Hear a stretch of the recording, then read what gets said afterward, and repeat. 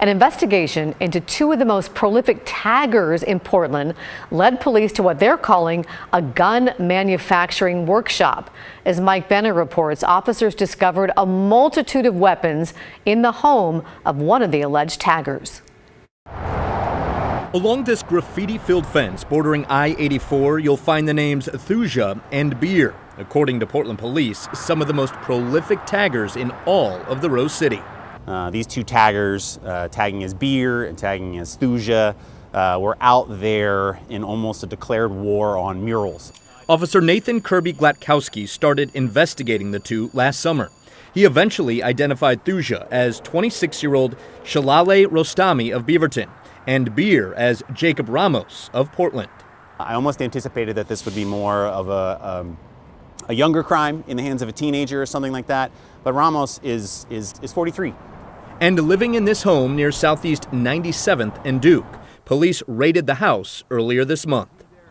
Saw the police just kind of roll up there and serve the warrant. There wasn't really any loud noise or anything like that, nothing crazy. Crazy best describes what was found inside Ramos's home. In addition to plenty of tagging evidence, authorities say they discovered more than a dozen guns and what are called ghost guns. You can buy these components off the shelf. Once you modify them and make all of these changes to them, they become functioning firearms, and that's what we saw there. We went to Ramos's home for an explanation, but nobody came to the door to talk. Officer Kirby-Glatkowski, on the other hand, is talking. He says confiscating the weapons is a huge win for a police bureau dealing with a lot of gun violence. He says busting two alleged graffiti artists isn't bad either, because just maybe this will deter others from committing acts of vandalism around the city. Nobody wants the police to show up on their doorstep and raid their house with a search warrant. Nobody wants dozens of felony counts brought against them.